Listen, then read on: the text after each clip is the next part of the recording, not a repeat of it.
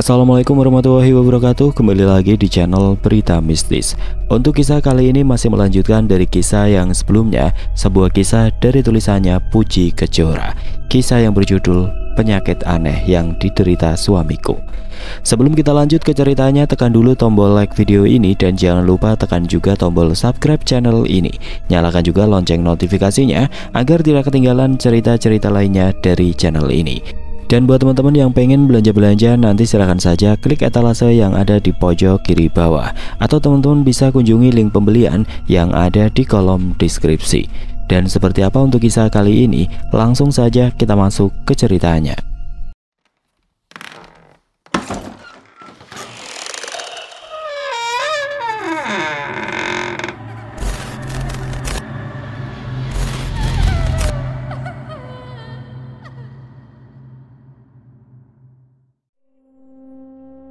Setelah berteriak meminta tolong, beberapa warga datang dan membopong tubuhku ke kamar. Namun, saat masuk ke kamar, tubuhku terasa sangat panas, sesak, hingga sulit bernapas.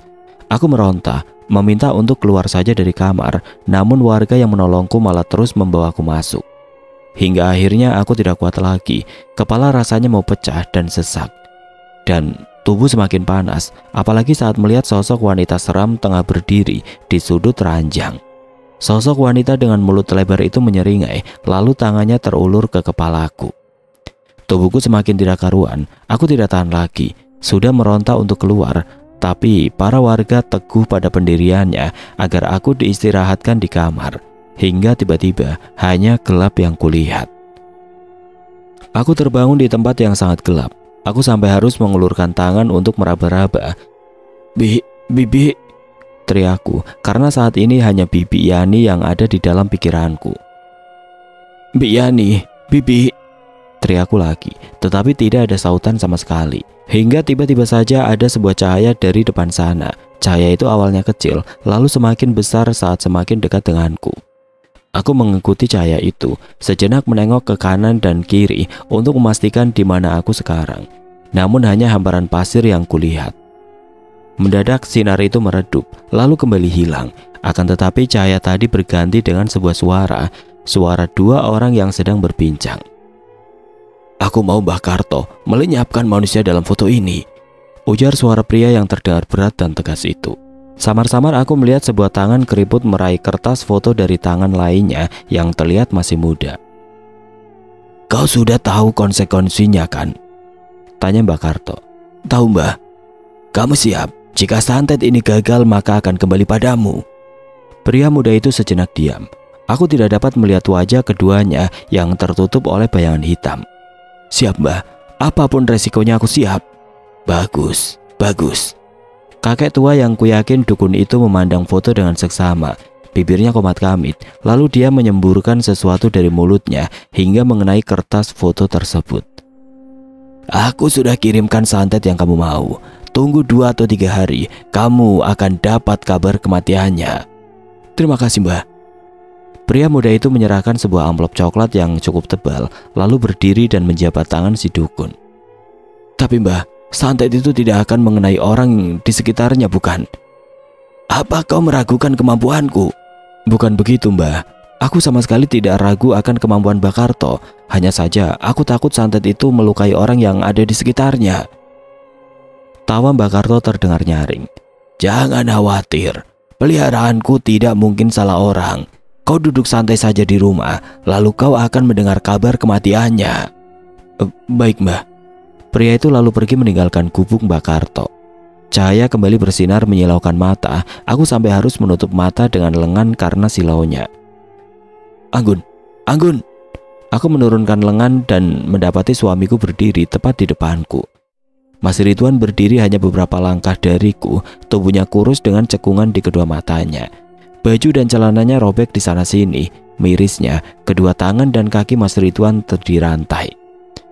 "Mas," pagiku seraya mendekat. Namun seketika tubuhku terpental hingga jatuh ke tanah. "Tolong aku Anggun, tolong." Perlahan sosok Mas Ridwan melayang mundur, kembali masuk dalam kegelapan. "Mas Ridwan," teriakku berharap Mas Ridwan kembali. Aku terbangun dengan nafas tersegal, keringat dingin membasahi kemeja bagian atas tubuhku. Sejenak aku terdiam dan memindai sekitar. Sepi, aku hanya sendirian di dalam kamar. Aku turun dari tempat tidur dan berjalan keluar kamar. Sekilas bayangan Mas Ridwan yang compang-camping dengan kedua tangan dan kaki di rantai itu melintas di kepala. Kenapa Mas Ridwan muncul dalam mimpi dengan kondisi seperti itu? Apa yang terjadi dengannya? Kenapa aku bermimpi hal yang sangat aneh? Aku beranjak ke dapur. Rasa haus benar-benar membuatku ingin segera minum. Namun langkahku terhenti saat melihat Bi Yani yang mengeluarkan botol kecil dari balik saku roknya. Lalu dia menuangkan sedikit isi dari botol kecil itu ke sebuah gelas berisi air teh dan mengaduknya. Aku terus memperhatikan dan melihat mulutnya komat-kamit seperti membaca mantra. Beberapa detik Bi Yani diam, lalu meniup gelas teh itu sebanyak 3 kali. Aku mengendap keluar menuju ruang tamu dan berpura-pura duduk santai sambil menyelonjorkan kaki. Bi Yani datang membawa segelas teh bercampur hal aneh tadi ke hadapanku. "Minumlah teh ini, Anggun. Bibi spesial membuatkannya untuk kamu," ujarnya sambil tersenyum. Aku menatap segelas teh itu dengan ragu-ragu. "Ayo diminum, mumpung masih hangat." Aku membalas senyuman Bi Yani yang entah kenapa menjadi aneh dan menakutkan. Tanganku terulur dengan gemetar. Haruskah aku meminum teh yang sudah bercampur dengan sesuatu yang mencurigakan ini? Aku menatap gelas teh dan Bi Yani bergantian. "Tuhan, tolong aku." Dengan tangan gemetar aku meraih cangkir teh dari Bi Yani tersebut. Sejenak meniup-niup sebelum akhirnya aku harus menempelkan bibir ke mulut cangkir. Brak! Aku terkejut dan seketika melempar cangkir ke lantai. Cangkir pun pecah dan tehnya membasahi lantai. Bi Yani melotot tidak percaya. "Aduh Anggun, kenapa dilempar cangkirnya?" tanyanya sambil jongkok memunguti pecahan cangkir. "Maaf Bi, Anggun kaget dengan suara tadi." Tangan Bi Yani yang tengah memungut pecahan cangkir itu pun mendadak berhenti. Dia lalu segera bangkit dan menuju ke belakang, tempat suara gebrakan itu berasal. Aku hendak ikut melihat, namun tiba-tiba saja tubuhku kaku. Aku kembali melihat sosok perempuan seram itu lagi di sudut ruangan. Dia perlahan mendekat, membuat tubuhku semakin gemeteran. Kini sosok itu merangkak dan berada di atas tubuhku, wajahnya tepat di atas perutku yang menyeringai. Seketika aku ingat jika aku tengah hamil. Pasti makhluk itu mengincar bayiku. Aku susah payah menggerakkan badan, namun sama sekali tidak bisa. Perlahan tangannya yang berkuku tajam mulai bergerak ke atas perut dengan seringai yang sangat menakutkan. Hampir menyentuh perut ketika tiba-tiba Bi Yani datang dan mengusir makhluk itu dengan percikan air dari dalam gelas. Sesaat setelah makhluk itu menghilang, Bi Yani meletakkan gelas dan kembali ke belakang. Tidak lama, dia kembali membawa segelas air putih. Ragu-ragu aku menerima air itu.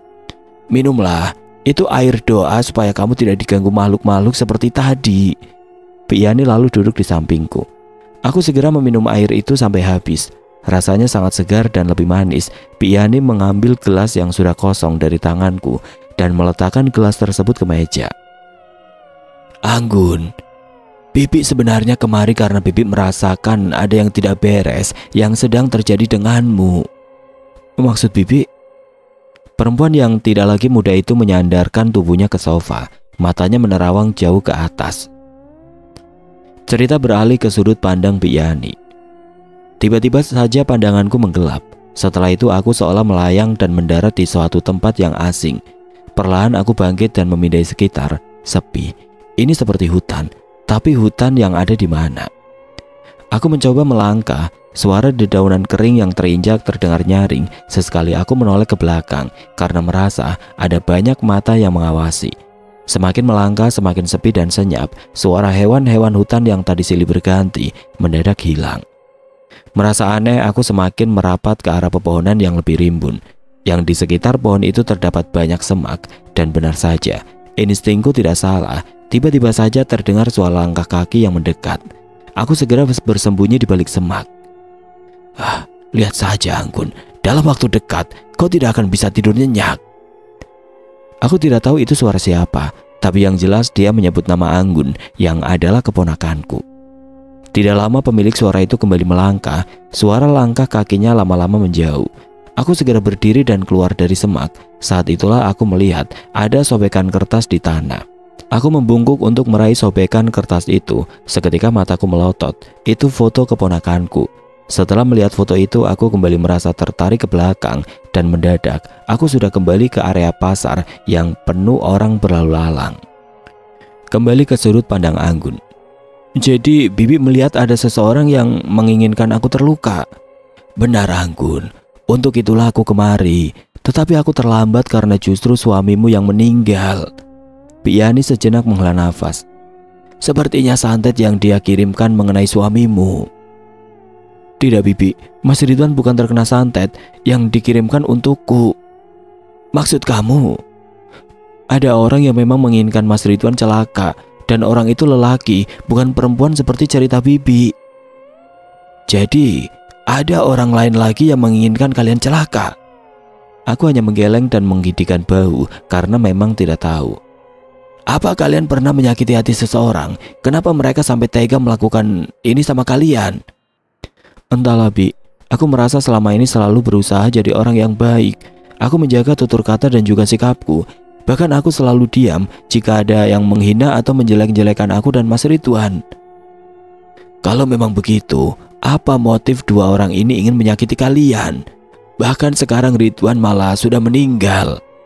Lagi-lagi aku cuma bisa menggeleng lemah. Namun aku terkejut ketika tiba-tiba Bi Yani bangkit dari duduk dan menyebut satu nama. Murni. Bi Yani kembali duduk di sampingku. Ya, pasti Murni yang melakukan ini.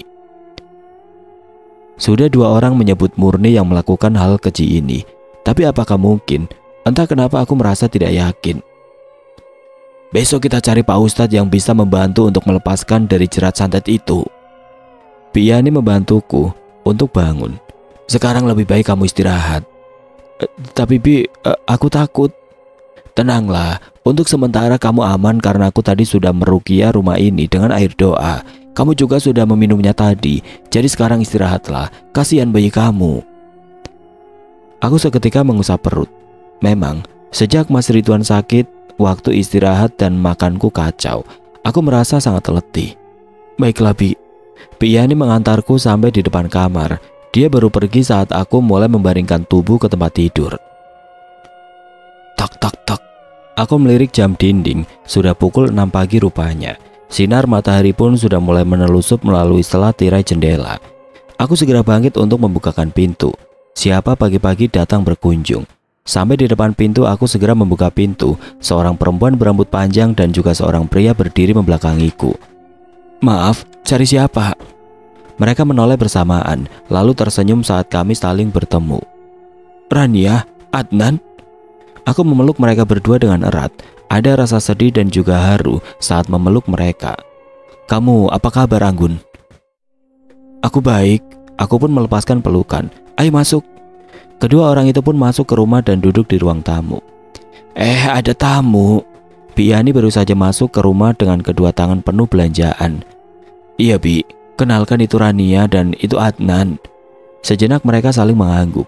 Mereka ini kawan aku saat pertama kali datang ke kota ini Bi. Mereka yang membantu kami. Namun karena suatu hal mereka harus pindah dari kota ini. Iya, dan kami kesini karena mendengar kalau... Rania diam. Dia tidak mampu melanjutkan. Iya, itu sudah takdir. Kami saling diam untuk beberapa saat, hingga akhirnya Bi Yani pamit ke belakang untuk membuatkan teh dan cemilan. Maaf ya Anggun, kami baru bisa datang sekarang. Rania membuka pembicaraan. Iya Anggun, sangat berat untuk kembali menginjakan kaki di kota ini lagi. Adnan ikut menanggapi. Iya, aku tahu itu. Aku mencoba untuk tetap tersenyum. Bi Yani datang membawakan teh dan juga cemilan. Kami pun sejenak memakan dan meminum apa yang sudah disuguhkan Bi Yani. Oh ya, aku dengar dulu ada seorang gadis yang membantumu untuk keluar dari masalah. Apakah kalian tahu di mana gadis itu sekarang? Maksud kamu Putri? Iya Putri, sekarang dia tinggal di mana? Entahlah. Setauku dia selalu berpindah-pindah. Maklum masih anak muda. Jiwa berkekanakannya masih menggebu-gebu. Sahut Rania. Sayang sekali. Emang kenapa kamu mencari gadis itu? Aku sepertinya membutuhkan bantuannya. Rania dan Adnan saling pandang, lalu mereka menatapku bersamaan.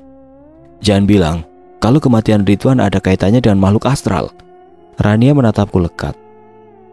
Aku juga tidak tahu Ran. Tetapi semenjak aku hamil, gangguan makhluk astral itu sering terjadi. Lalu tiba-tiba Mas Ridwan terserang penyakit aneh hingga nyawanya tidak tertolong. Belum lagi dengan mimpi-mimpi yang menunjukkan kalau Mas Ridwan disiksa oleh iblis. Adnan tiba-tiba menggenggam tangan Rania. Perempuan itu seperti tengah menahan kesedihan. Sepertinya aku membuka luka lamanya lagi. Kami tidak tahu di mana Putri, tapi kami ada kontak teleponnya. Hanya saja aku lihat dia lama nggak aktif. Boleh aku minta nomor teleponnya? Adnan mengeluarkan ponselnya dan mengetik sesuatu. Tidak lama ponselku berbunyi, tanda ada pesan masuk. Rupanya Adnan mengirimkan kontak telepon Putri padaku. Rania dan Adnan sudah pulang. Aku membereskan semuanya ke dapur. Saat hendak kembali ke kamar, entah kenapa tiba-tiba kakiku tersandung. Hampir saja aku jatuh. Beruntung Bi Yani sigap membantuku. Hati-hati Anggun. Iya Bi, maaf. Aku memperhatikan lantai yang kosong. Siapa tadi yang menjegal kakiku? Kenapa aku sampai tiba-tiba hampir jatuh? Aku melenggang masuk ke kamar, mengeluarkan ponsel dari saku kemeja dan melihat isi pesan dari Adnan. Sebuah nomor dengan nama Putri tertulis di sana. Aku segera menyimpan nomor tersebut, lalu berusaha untuk menghubunginya. Nihil, aku coba chat juga centang satu. Sepertinya Putri sudah mengganti nomor ponselnya. Tiba-tiba terdengar suara tukang bubur. Aku menajamkan telinga, benarkah tadi suara tukang bubur? Aku segera bangkit dan keluar rumah. Entah kenapa aku pingin banget makan bubur. Mau kemana Gun? Tanya Bi Yani. Beli bubur bentar Bi, sautku sambil berjalan keluar rumah. Sepi, aku keluar dari gerbang dan melihat tukang bubur sudah agak jauh, hendak keluar perumahan. Pak, bubur pak. Sepertinya bapak itu tidak mendengarku. Aku pun berjalan cepat membuntuti tukang bubur tersebut, seraya berteriak memanggil. Namun tukang bubur itu seperti nggak mendengar dan terus berjalan hingga ke jalan raya. Kakiku rasanya pegel dan capek, tapi mulut dan perutku menginginkan bubur tersebut. Tidak patah arang, aku kembali mengejar. Pak, beli bubur pak. Bapak penjual bubur malah kini menyeberang jalan raya, hendak ke gang di depan sana. Aku pun segera mengejar, namun tiba-tiba lenganku ditarik ke belakang oleh seseorang hingga aku jatuh menimpa tubuhnya. Aduh! Teriak kami bersamaan. Tiba-tiba saja sebuah truk melintas tepat beberapa detik setelah aku terjatuh. Sesaat aku terdiam, lalu aku segera bangkit saat melihat gadis yang aku tindih meringis kesakitan. Tapi ada rasa jengkel juga karena dia tiba-tiba menarik tanganku hingga aku terjatuh. Apa-apaan sih mbak? Tarik-tarik sembarangan? Maaf mbak, maaf. Tapi hanya itu yang bisa saya lakukan untuk menyelamatkan mbak. Dia diam sejenak. Coba tadi saya nggak narik tangan mbak, pasti mbak sudah terkapar di situ dengan tubuh hancur. Dia menunjuk ke tengah jalan. Aku bergidik. Ada rasa marah dan jengkel saat tadi dia menarik lenganku sampai jatuh. Tapi ada rasa syukur juga karena aku selamat. Kami pun menepi. Lain kali hati-hati mbak. Usahakan selalu berdoa dimanapun dan kapanpun. Hari apes itu nggak tertulis di kalender. Aku hanya diam lalu tersenyum. Maafkan saya. Tadi saya cuma ingin memanggil tukang bubur yang menyeberang ke sana. Tukang bubur tadi? Sejenak gadis itu tersenyum sambil menggeleng. Itulah kenapa saya menyuruh mbaknya untuk berdoa, supaya tidak diganggu hal-hal yang di luar nalar. Maksudnya? Gak ada tukang bubur mbak. Yang ada tadi itu perempuan seram dengan gaun putih, menjuntai dan rambut acak-acakan. Apa? Gadis itu tertawa kecil. Ya sudah mbak, saya pamit dulu. Ini hari pertama saya kerja, saya nggak mau terlambat. Baiklah. Gadis itu tersenyum lalu memberhentikan sebuah angkutan umum. Sesaat saat kakinya sudah naik satu, aku baru ingat sesuatu. Mbak, kita belum kenalan loh. Namun angkot terlanjur jalan, tapi aku sekilas melihat gadis itu tersenyum saat angkot sudah mulai jauh. Loh, mana buburnya? Tanya Bi Yani saat aku sudah sampai di rumah. Sudah habis Bi, jawabku berbohong. Aku takut Bi Yani khawatir. Mau Bibi buatkan? Sudah nggak selera Bi, sekarang maunya makan yang manis pedes asem. Di kulkas masih ada buah, mau Bibi buatkan rujak. Mendengar kata rujak mendadak aku sangat menginginkannya. Mungkin ini pengaruh kehamilanku. Boleh Bi. Ya sudah, Bibi buatkan rujak, kamu istirahat saja. Iya Bi. Bi Yani lalu ke dapur, sementara aku memilih untuk menonton televisi. Saat tengah asik menonton acara TV, tiba-tiba ada yang mengetuk pintu. Iya sebentar, jawabku saat mendengar ketukan di pintu sangat kencang. Aku pun membuka pintu, kosong. Tidak ada siapapun di depan pintu. hanya hembusan angin yang menerpa wajah. Aku hendak kembali menutup pintu, namun mataku menangkap sesuatu yang tergeletak di depan pintu. Sebuah kotak coklat dengan bungkus ala kadarnya. Apa ini? Gumamku seraya membungkuk untuk meraih kotak itu. Sangat ringan. Penasaran aku pun membuka kotak itu. Beberapa lembar foto terpampang di sana. Seketika mataku melotot. Foto ini. Aku memindai sekitar, mencari seseorang yang mengirimkan foto tersebut, tapi nihil. Anggun, kamu ngapain di situ? Aku segera menoleh dan bergegas memasukkan kembali foto tersebut ke dalam kotak. Ada paket, apa isinya? Tanya Bi Yani. Sepertinya dia penasaran karena terus memandangi kotak yang aku bawa. Ah iya Bi, ini kaos kaki, ya kaos kaki bayi. Bi Yani tidak boleh melihat foto ini. Kaos kaki? Tapi usia kandungan kamu belum 7 bulan, pamali. Aku hanya bisa tersenyum sambil garu-garu kepala. Sepertinya aku salah mencari alasan. Ya sudah, itu rujaknya sudah jadi, ayo dimakan dulu. Aku mengangguk canggung. Bi Yani lebih dulu berjalan ke dapur, sementara aku sejenak membuka pintu kamar dan melempar kotak itu sembarangan. Aku duduk di tepi tempat tidur seraya memangku kotak berisi foto tersebut. Foto kebersamaanku dengan Mas Ridwan. Namun pada gambar Mas Ridwan banyak bekas tusukan dan coretan. Siapa yang mengirim foto ini? Aku kembali memasukkan foto dalam kardus dan meletakkannya di bawah tempat tidur. Baru saja hendak memejamkan mata, tiba-tiba aku melihat sosok bayangan di sudut kamar. Sosok perempuan seram tempo hari, dia berdiri di sudut gelap dalam kamar dengan mulut menyeringai. Seketika tubuhku membeku. Aku sama sekali tidak bisa bergerak. Perlahan sosok itu semakin dekat, dan dekat. Bahkan sosok itu kini berada tepat di hadapanku. Udara mendadak jadi dingin, bercampur dengan aroma busuk yang menguar dari mulut sosok itu. Cairan kental berwarna merah pekat keluar bersama dengan hewan-hewan kecil putih yang menggeliat.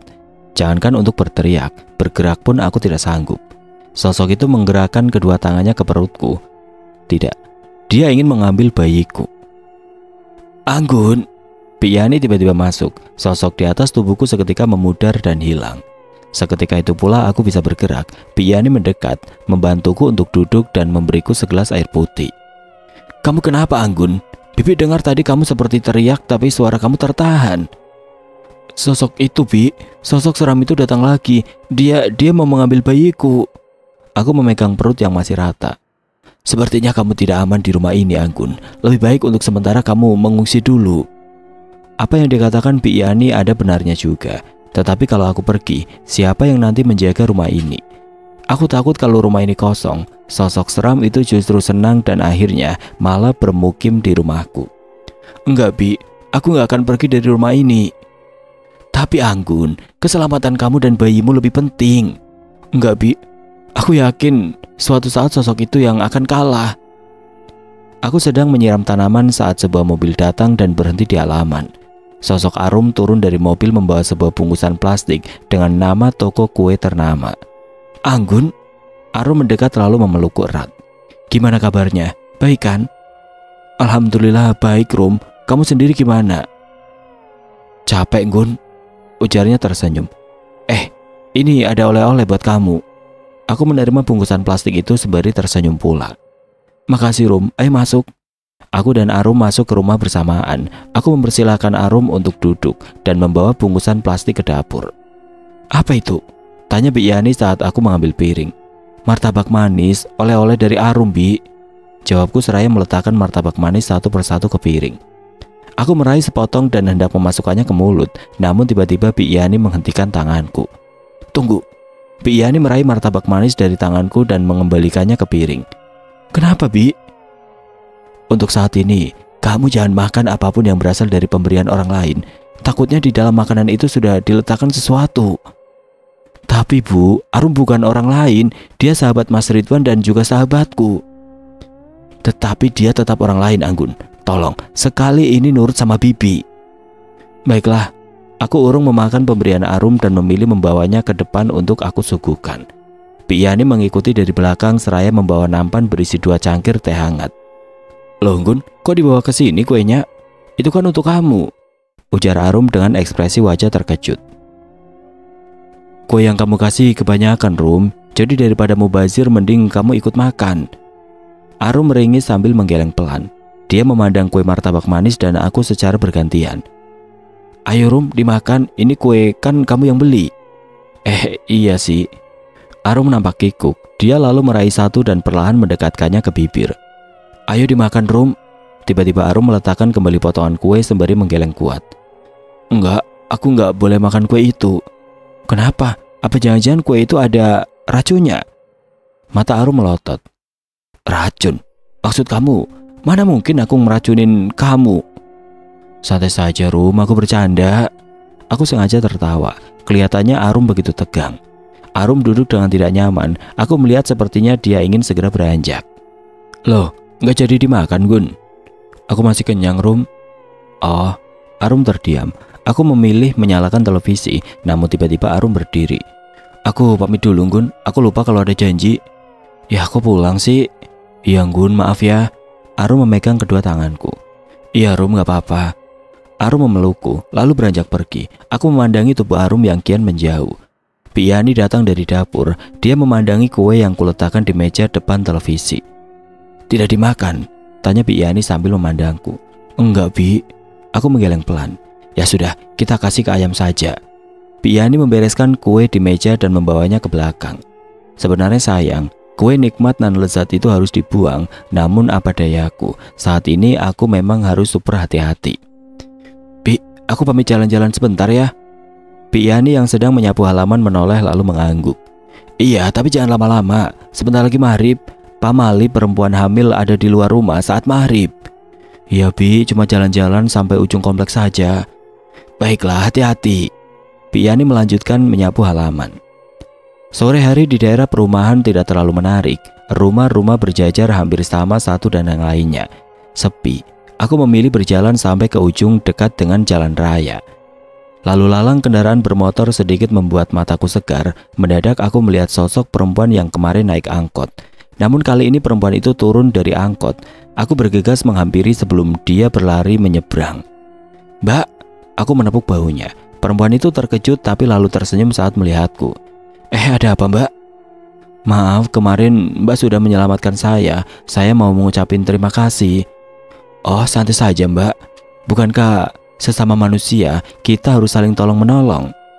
Iya, aku mengangguk kecil seraya tersenyum. Oh ya, saya belum tahu nama Mbaknya siapa. Oh iya ya. Perempuan itu tertawa renyah. Perkenalkan, saya Putri, ujarnya sambil mengulurkan tangan. Saya Anggun. Putri tersenyum dan menarik kembali tangannya. Saat itu aku barulah sadar nama perempuan di depanku sama dengan nama yang disebutkan Rania. Putri. Putri, apa kamu Putri yang sama dengan yang disebutkan Rania? Apa kamu mengenal Rania? Mbak Rania dan Mas Adnan. Iya betul, Rania dan Adnan, mereka temanku. Iyakah? Wah, dunia itu sempit ternyata ya, ujarnya sambil tertawa. Iya, aku gak nyangka kalau aku bisa menemukan Putri yang mereka maksud.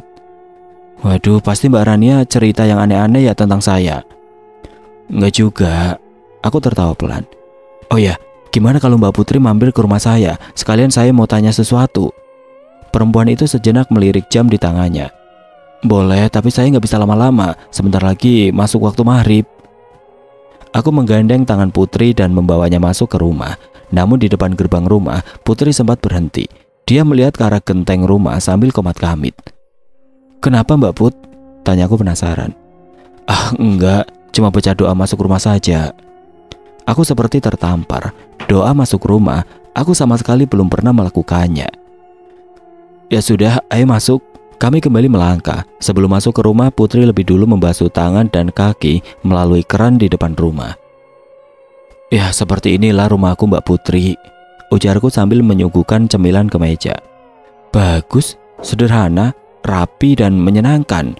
Putri melirik ke seluruh sudut rumah. Yakin menyenangkan Mbak?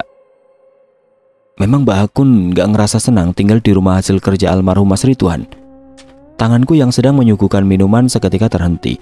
Aku menatap Putri yang sedang duduk manis. Lalu dia menutup mulutnya saat mata kami saling bertemu. Dari mana kamu tahu nama suamiku Ridwan? Sepertinya aku belum memberitahukannya padamu. Perempuan itu hanya tersenyum kecil lalu buru-buru menyeruput air es yang aku suguhkan. "Sepertinya saya pamit dulu, Mbak." Putri bangkit dari sofa. Aku segera meraih tangannya. "Aku tahu, kamu yang membantu Rania dan Adnan lepas dari teror kuntilanak. Tolong bantu aku juga, Mbak." Putri menatapku lekat. Dia terdiam, menghela nafas, lalu mulai berbicara. "Rumah ini penuh dengan makhluk gaib yang ditugaskan untuk mengganggu hidup Mbak Anggun. Misi utama mereka adalah bayi dalam perut Mbak Anggun. Tapi apa, Put? Mbak Anggun sebenarnya memiliki pendamping gaib. Pendamping gaib itu hanya bisa melindungi kamu, Mbak, bukan bayi dalam kandungan kamu." Maksudnya? "Makhluk-makhluk itu suatu saat bisa mengambil bayi dalam perutmu, bahkan tanpa kamu sadari, Mbak." Seketika aku memeluk perutku yang mulai membuncit. Aku nggak akan biarkan makhluk-makhluk gaib itu merebut bayiku. Jadi aku harus bagaimana? Kita manusia hanya bisa berserah diri pada Tuhan, Mbak. Perkataan Putri lagi-lagi membuatku seolah tertampar. Sebagai seorang muslim, aku jarang sekali sholat. Kadang aku hanya sholat kalau ingat. "Mbak," Putri menyentuh bahuku. "Mbak muslim kan?" Iya, Put." Aku mengangguk malu. "Kalau begitu Mbak harus banyak-banyak sholat. Jangan biarkan rumah ini dihuni oleh makhluk astral karena tidak pernah digunakan untuk sholat." "Iya, Put, aku memang jarang sekali sholat." Putri tersenyum seraya menghela nafas panjang. Tangannya lalu beralih menggenggam kedua tanganku. "Mulai sekarang perbanyak sholat, perbanyak zikir, dan mengingat Allah." "Baik, Put." Aku membalas genggaman tangan Putri dengan erat. "Sudah hampir maghrib, Mbak, saya pamit pulang dulu." Putri bangkit dan berjalan ke pintu. Sebelum keluar rumah, Putri tiba-tiba mengelus bahuku dan mendekatkan bibirnya di telingaku. "Mulai sekarang berhati-hatilah pada setiap orang. Jangan mudah percaya dan menerima apapun dari orang lain. Nyawa Mbak Anggun dan didik bayi sedang dalam bahaya." Iya, Put, aku akan mengingat semua pesan kamu." "Baiklah, aku pamit ya, Mbak." Putri kembali melangkah keluar dari gerbang rumah. Saat Putri sudah tidak nampak lagi, aku segera menutup pintu dan membereskan gelas dan piring cemilan ke dapur. Setelah meletakkan gelas dan piring kotor, aku berniat untuk wudhu karena azan maghrib sudah berkumandang. Namun aku justru melihat Bi Yani berdiri di halaman belakang. Perempuan parubaya itu menengadahkan kedua tangannya ke atas sambil komat kamit. Lalu beberapa saat kemudian, dia menjejakkan kaki kirinya 3 kali ke tanah. Sedang apa sebenarnya Bi Yani? Apakah dia sedang berdoa? Tapi kenapa cara berdoanya sangat aneh? Aku tidak mengindahkan Bi Yani yang ada di halaman belakang dan melakukan hal aneh. Aku lebih memilih untuk berwudu lalu ke kamar. Sejenak aku mematung di depan lemari pakaian. Entah kenapa aku merasa aneh. Mukena dan sajadah ada di tumpukan paling atas dan sejajar dengan mataku. Sehingga ketika aku membuka pintu lemari, alat sholat itu yang aku lihat. Perasaan, selama ini aku meletakkan alat sholat itu di bagian belakang, tertutup oleh lipatan pakaian karena memang aku hampir sama sekali tidak pernah sholat. Ada rasa berdebar saat tanganku mulai terulur untuk meraihnya. Aku mengelus mukena putih dengan hiasan rendah itu dengan lembut. Aku jadi teringat jika mukena ini adalah pemberian Mas Ridwan sebagai mas kawin. Mas Ridwan pria yang baik. Berkali-kali dia mengingatkan aku untuk tidak meninggalkan sholat, namun berkali-kali juga aku mengabaikannya. Sholat terasa sangat berat untukku. Lebih ringan menonton televisi dan scroll sosial media. Tidak mau berlama-lama mengenang, aku memilih untuk langsung melaksanakan sholat maghrib. Rakaat pertama kulalui dengan lancar. Rakaat kedua, bahu mulai terasa berat, dada panas, dan tengkuk merinding parah. Namun aku terus mencoba untuk melanjutkan sholat. Tidak hanya itu, suara-suara aneh pun mulai terdengar. Suara kerikil yang dilempar ke genteng, suara ketukan di jendela, hingga aroma busuk daging panggang. Ada apa ini? Gangguan seolah tidak ada hentinya. Tiba-tiba juga aku merasa sangat mual dan kepala juga berat. Aku sebisa mungkin mencoba untuk menahan sampai akhir sholat nanti. Di saat menuju rakaat ketiga, kaki terasa berat sampai tidak mampu untuk bangun. Namun aku tetap memaksakan diri. Saat sujud pun bahu bertambah berat. Ketika salam terakhir, aku tidak kuat lagi. Rasa mual yang teramat sangat membuatku secepat kilat berlari ke kamar mandi. Semua makanan yang aku makan tadi keluar. Rasanya sangat lega setelah muntah, badan juga terasa ringan. Aku segera menyiram muntahan dengan air dan membersihkan diri, lalu keluar untuk melepas dan melipat mukena. Setelahnya, aku keluar untuk makan malam. Sesampainya di dapur, suasana hening. Biasanya Bi Yani sibuk di dapur saat menjelang maghrib sampai waktu maghrib berlalu. Lalu apa mungkin dia masih di halaman belakang? Aku segera menuju ke halaman belakang. Seketika mataku membulat. Bi Yani tergeletak di tempat dia melakukan gerakan aneh tadi. Bi Yani! Bergegas aku berlari ke arah Bi Yani. Lalu dengan hati-hati aku membalik tubuh Bi Yani yang membelakangiku. Aku seketika terjatuh dengan perasaan yang tidak karuan. Bi Yani, dia. Aku duduk di sofa ruang tamu dengan perasaan campur aduk. Beberapa tetangga berkerumun di depan rumah. Polisi hilir mudik di seluruh ruangan mencari sesuatu. Sosok Arum tiba-tiba muncul dari balik kerumunan tetangga. Anggun, dia langsung memeluk dan mengusap punggungku. Entah kenapa, begitu Arum memelukku, tangisku pun pecah. Bi Yani, Rum, Bi Yani. Tenang Anggun, tenang. Arum terus mengusap punggungku dengan lembut. Serahkan semua pada polisi. Aku benar-benar tidak menyangka akan menemukan Bi Yani dalam kondisi tidak bernyawa. Tubuhnya kosong, matanya melotot, dan kedua tangannya masih dengan posisi mengulur ke atas, seperti seorang yang terkena sambaran petir. Mengerikan. Selamat malam. Salah satu polisi kini berdiri di depan kami. Aku segera melepas pelukan Arum. Malam, bagaimana Pak? Apa Bapak menemukan sesuatu? Tidak ada bahan kimia aneh yang kami temukan. Jadi kami akan membawa jasad saudari Yani untuk diotopsi. Silakan Pak. Aku mengangguk lemah. Jika menemukan sesuatu tolong kabari saya. Tentu saja Bu, jawab polisi bernama Heru itu. Kami akan segera membawa jenazah ke rumah sakit. Tiba-tiba saja seorang polisi bertubuh tambun mendekat. Sejenak dia bersikap hormat pada Pak Heru. Lapor Dan, kami menemukan ini. Polisi tambun itu menyerahkan sebuah buku pada Pak Heru. Buku itu terlihat sangat usang. Terima kasih. Tolong segera bawa jenazah ke rumah sakit untuk dilakukan otopsi. Baik Komandan, siap. Polisi tambun itu pun berlalu. Sementara Pak Heru sibuk membolak-balik lembaran buku usang itu dengan dahi berkerut. Aku memandang Arum yang juga memandangiku. Maaf Pak, boleh saya lihat buku itu? Tanyaku hati-hati. Boleh, silakan. Pak Heru menyodorkan buku tersebut di depanku. Entah buku apa ini, karena hanya berisi lembaran-lembaran kosong. Aku meraih buku itu, seketika dadaku bergetar. Seperti ada aliran listrik yang menyengat hingga tiba-tiba saja aku menjatuhkan buku tersebut ke meja. Buku usang itu menghantam gelas air putih hingga airnya sedikit tumpah dan membasahi sebagian buku tersebut. Angin tiba-tiba menerpa begitu kencang saat simbol-simbol aneh bermunculan di lembaran yang basah terkena air. Otakku berputar, lalu meraih gelas dan menyiram buku itu sampai basah. Simbol-simbol aneh kembali bermunculan. Aku, Arum dan Pak Heru saling pandang. Aku meraih buku itu, membuka lembar demi lembar yang berisi simbol dan gambar aneh. Di tengah buku ada fotoku dan Mas Ridwan yang menempel di lembaran kertas dan dikelilingi simbol berbentuk binatang. Salah satu simbol menyala merah. Tiba-tiba dadaku seolah tertusuk. Sakit, sangat sakit. Buku itu terjatuh seiring dengan jatuhnya tubuhku. Beruntung Arum dan Pak Heru sigap dan membuatku tidak sampai membentur lantai. Pak Heru membopongku masuk ke kamar diikuti oleh Arum. Lebih baik Ibu istirahat, serahkan semua pada kami. Pak Heru lalu keluar dari kamar. Arum menutup kamar dan duduk di tepi ranjang. Dia sejenak memindai sekitar lalu memandangku. Istirahatlah, jangan pikirkan apapun, kasihan bayi dalam perutmu ini. Arum mengusap perutku lembut. Samar-samar aku melihat senyum aneh di wajah Arum. Naluriku mengatakan agar aku menyingkirkan tangan Arum dari perutku. Maaf Rum, aku mau tidur. Ya tidurlah. Arum bangkit dan berdiri di dekatku. Matanya terus menatap perutku. Aku keluar.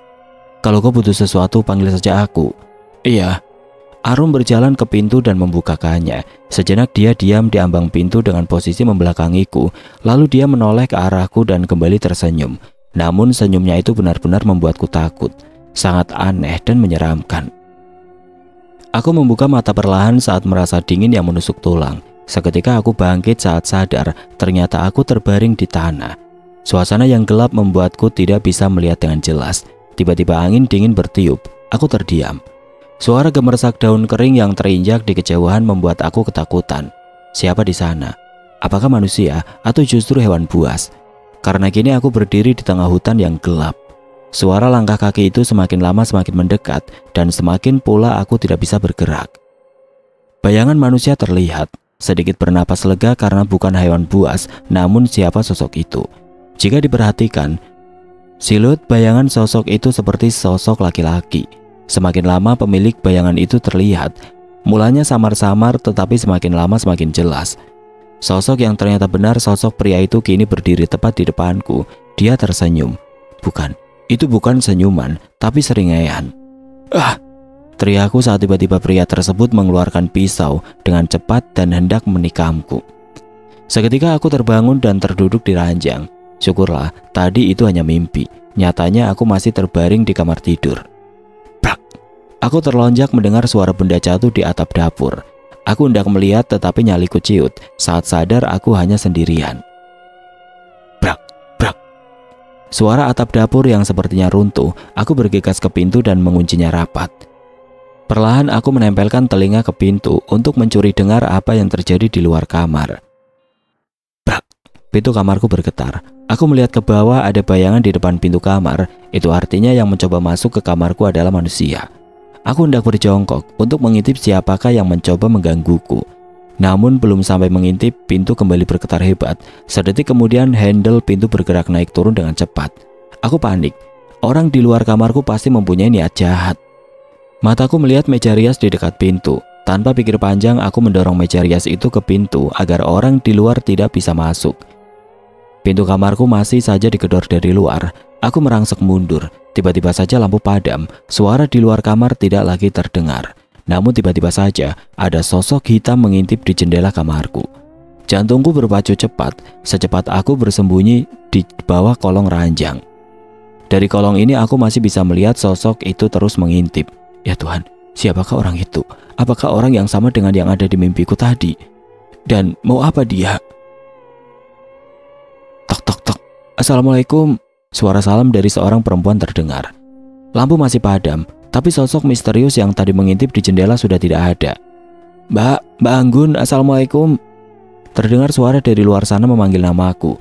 Aku segera keluar dari kolong ranjang. Susah payah memindahkan meja rias selalu keluar. Aku membuka pintu. Sosok Putri awalnya tersenyum tetapi lalu mengernyit. Mbak, kok bergetar? Mbak sedang ketakutan ya? Kalau takut, kenapa lampunya dimatikan? Tanyanya dengan nada heran. Iya, tadi. Belum sempat aku bicara, Putri menarikku untuk duduk di kursi teras. Dia lalu meletakkan bungkusan plastik hitam di meja dan menyalakan saklar. Udah hidup Mbak. Putri duduk di depanku. Sekarang udah nggak gelap lagi. Makasih Put. Mbak Anggun kenapa? Sepertinya ketakutan sekali. Dapur Put, dapur. Putri langsung bangkit dan menuju dapur. Sementara aku membuntutinya dari belakang. Sesampainya di dapur, aku melotot tidak percaya. Jelas-jelas tadi ada suara atap yang runtuh, tetapi ternyata sama sekali tidak ada. Dapur sangat bersih, tidak ada puing-puing berserakan. Mbak, Putri menepuk bahuku hingga aku terlonjak. Dapurnya baik-baik saja Mbak. Tapi tadi... Saya tahu Mbak. Putri menuntunku ke ruang tamu dan membuatku duduk di sofa. Dia kembali ke dapur, lalu membawa segelas air teh hangat untukku. Diminum dulu Mbak, biar Mbak Anggun tenang. Aku pun menerima teh hangat buatan Putri, lalu menyesapnya perlahan. Rasa hangat dan manis langsung menjalar sampai ke perut. Tadi itu apa Put? Kenapa menyeramkan sekali? Memang aku tidak bisa melihat jelas, tapi aku yakin dia pasti makhluk yang menyeramkan. Yang mengganggu Mbak Anggun tadi itu makhluk kiriman Mbak. Makhluk kiriman? Siapa sebenarnya yang sedang mengganggu hidupku? Kenapa semua ini terjadi sama aku? Dadaku sesak. Tangisku pecah begitu saja. Apa mungkin semua ini terjadi karena aku hamil? Karena peristiwa-peristiwa seram yang terjadi padaku itu terjadi saat aku dikabarkan hamil oleh dokter. Anggap saja ini ujian dari Allah Mbak. Semua yang kita miliki adalah miliknya, yang suatu saat bisa diambil tiba-tiba. Jadi Mbak harus ikhlas. Senyum Putri begitu menenangkan. Entahlah Put.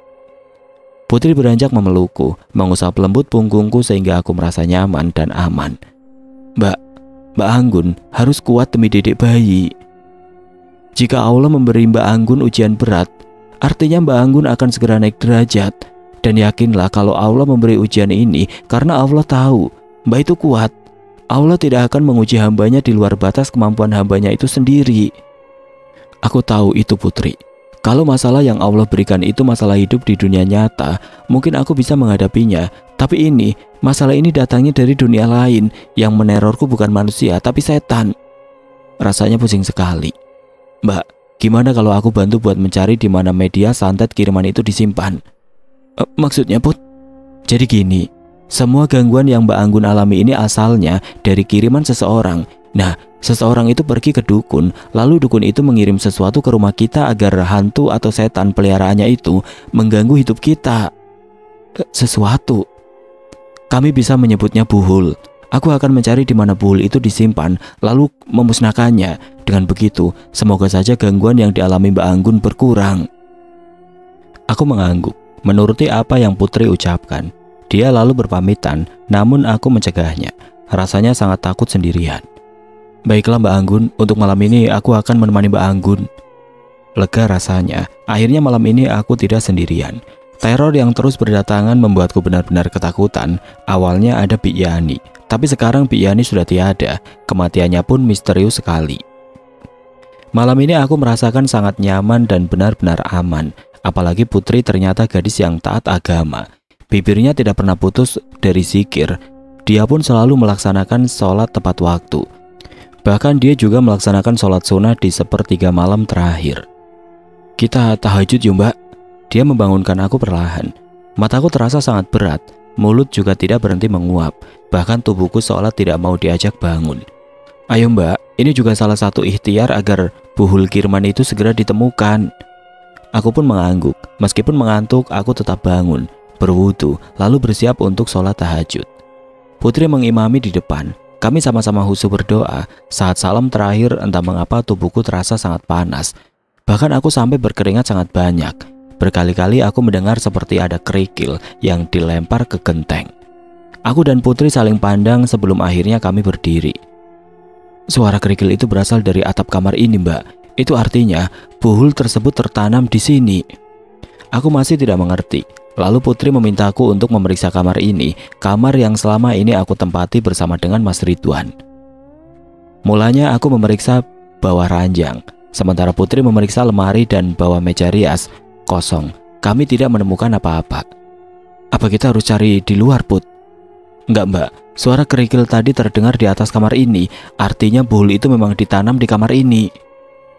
Tapi mana mungkin Put, ini kamar pribadi kami, hanya aku dan Mas Ridwan yang keluar masuk kamar ini.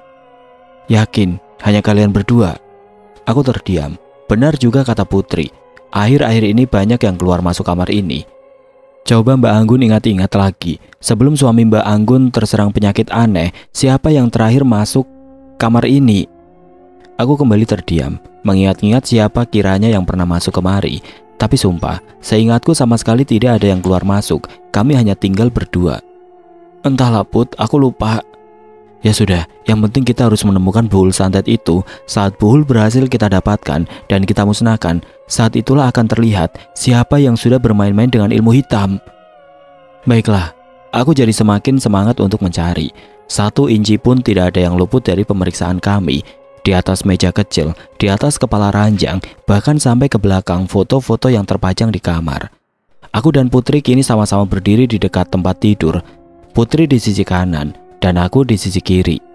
Sepertinya tinggal tempat tidur ini yang belum aku periksa. Tapi aku tadi sudah memeriksanya dan hasilnya kosong.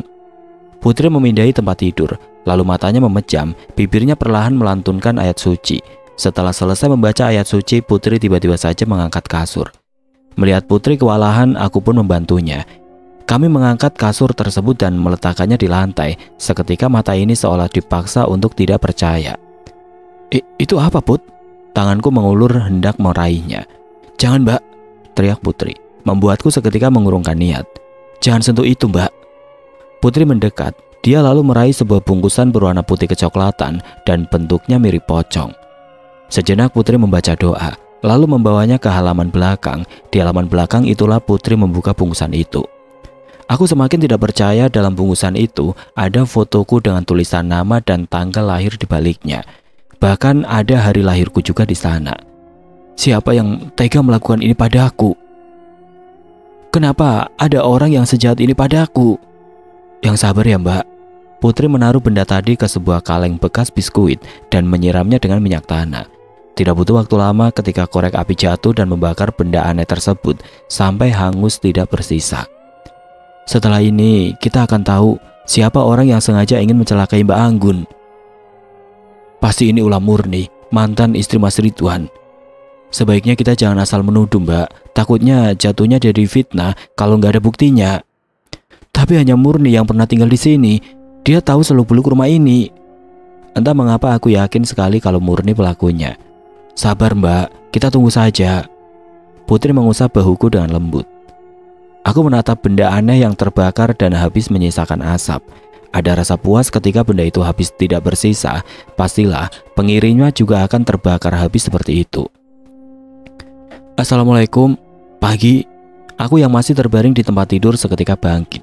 Sejenak melihat jam di dinding yang sudah menunjukkan angka 7. Assalamualaikum. Iya, sebentar. Aku bergegas turun dari tempat tidur dan membuka pintu. Semalam aku tidak bisa tidur karena masih terbayang dengan benda aneh yang habis terbakar itu. Padahal Putri sudah mengingatkan agar aku tidak lalai beribadah. Assalamualaikum, Anggun. Suara itu terdengar lagi. Tapi tunggu, aku seperti mengenal suara yang memanggilku tadi. Murni? Aku terpaku melihat mantan istri almarhum suamiku itu berdiri di depanku. Anggun, dia mengibaskan tangannya di depan wajahku. Anggun, iya Mur. Kok melamun? Aku memindai Murni dari atas ke bawah, siapa tahu kakinya melayang. Kamu beneran Murni? Maksudnya, aku bukan Murni. Lalu aku siapa, setan? Bukan itu maksudku. Duh, aku jadi bingung bagaimana menjelaskannya. Ya sudahlah ya, terserah. Aku kesini mau kasih kabar aja kalau... Murni diam sejenak. Kalau apa, Mur? Arum tewas dalam kecelakaan. Mobilnya menabrak pembatas jalan, terpelanting lalu terbakar hebat. Aku hampir saja terjatuh karena terkejut dengan berita yang dibawa Murni. Beruntung perempuan yang pernah menemani suamiku itu sigap menangkap tubuhku. Dia lalu membawaku masuk ke rumah dan mendudukkan aku di sofa. Murni lalu memberiku segelas air dan memberiku waktu untuk menenangkan diri. Kamu yakin kalau yang tewas dalam kecelakaan itu Arum? Murni lalu mengeluarkan sebuah amplop coklat dari tas dan menyerahkannya padaku. Apa ini? Buka saja. Dengan jantung yang deg-degduk dan rasa penasaran yang teramat sangat, akhirnya aku membuka amplop coklat itu perlahan. Ternyata isinya. Ini... Ya, itu foto-foto di tempat kejadian.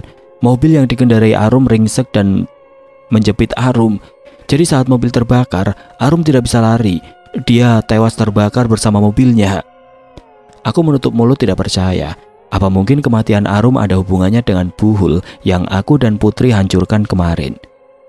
Seperti tahu aku akan menghubunginya, tiba-tiba saja Putri datang ke rumah. Aku pun segera mendekatinya yang masih berdiri di ambang pintu. Lihat ini Put, Arum. Aku menunjukkan foto-foto tadi pada Putri. Apa jangan-jangan Arum? Kita tidak akan tahu sebelum memastikannya sendiri, Mbak.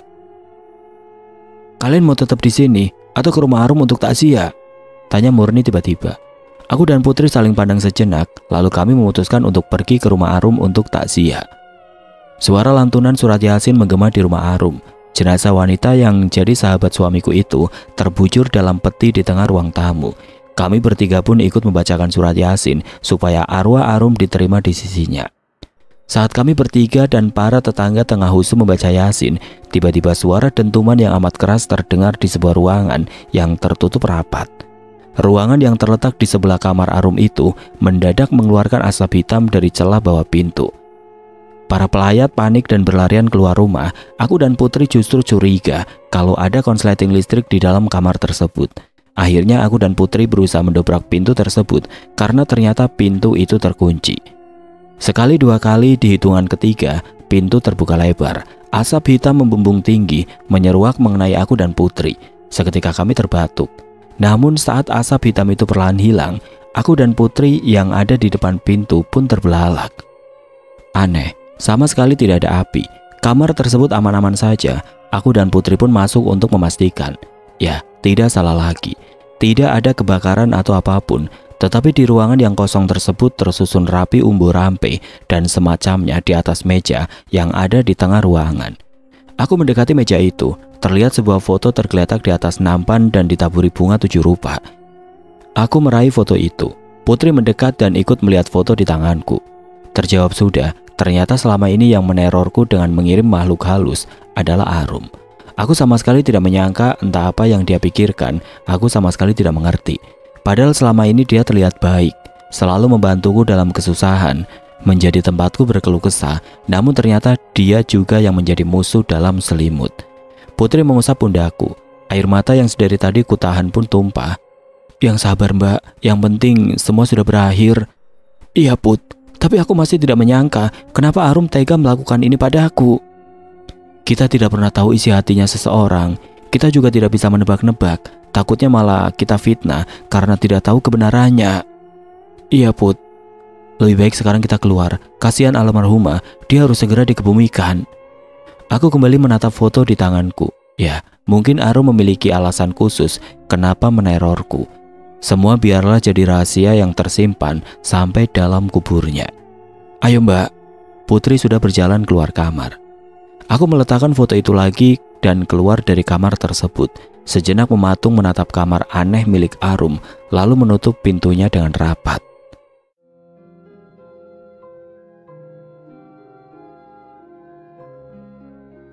Oke teman-teman, sekian untuk kisah kali ini. Semoga apa yang sudah saya bagikan dalam kisah ini dapat dijadikan pembelajaran untuk kita semua.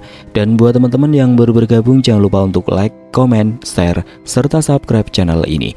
Dan nantikan kisah-kisah horor berikutnya tetap di channel Berita Mistis.